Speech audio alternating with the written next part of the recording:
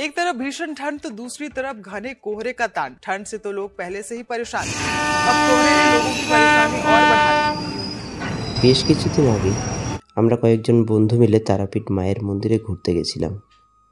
তো সেখানে গিয়ে একটি ঘটনা আমাদের মনে খুব কষ্ট দেয়। যেখানে শীতের রাতে আমরা গরম জামা কাপড় পরে কম্বলের নিচে শুয়ে আছি, ঠিক সেই একই রাতে কত অসহায় মানুষ খোলা আকাশের নিচে একটা পাতলা ব্ল্যাঙ্কেট গায়ে দিয়ে শুয়ে আছে।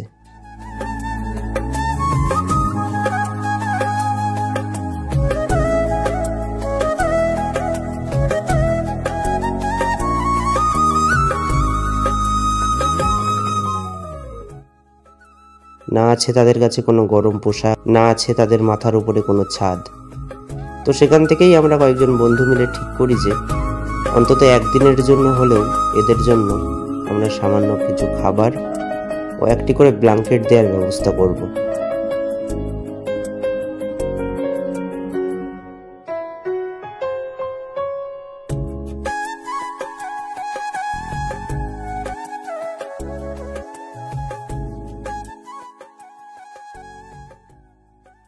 তো আমরা খুঁজে খুঁজে সেই সব মানুষকেই সাহায্য করার চেষ্টা করব যারা প্রকৃত অসহায়, যাদের প্রকৃত এইসব প্রয়োজন।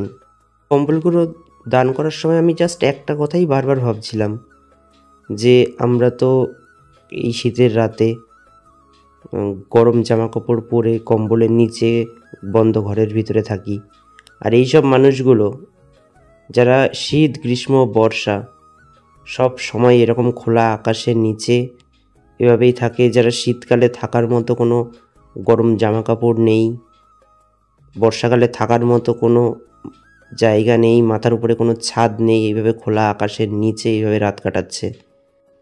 হয়তো ভিডিওটা দেখার পরে অনেকে কমেন্ট করবে যে দাদা তোমরা দিচ্ছ কেন, তাহলে ভিডিও কেন করছো? আসলে অ্যাকচুয়ালি ভিডিও করার একটাই উদ্দেশ্য যে তোমরাও দান করো, তোমরাও মানুষকে সাহায্য করো, এরকম অসহায় মানুষের পাশে দাঁড়াও, তোমরাও ভিডিও করো। কিন্তু ভিডিও যখন করছো হয়তো তাদের কাছে টাকা পয়সা না থাকতে পারে, কিন্তু তাদের মুখটা অন্তত ব্লার করে দিও, কারণ মান সম্মানটা তো সবারই থাকে।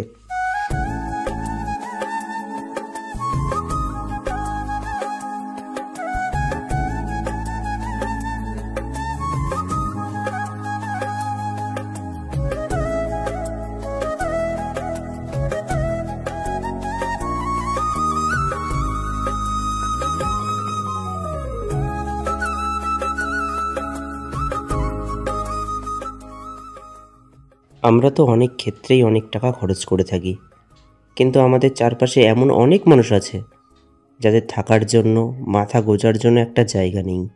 শীত গ্রীষ্ম বর্ষা যাদের কেটে যায় খোলা আকাশের নিচে।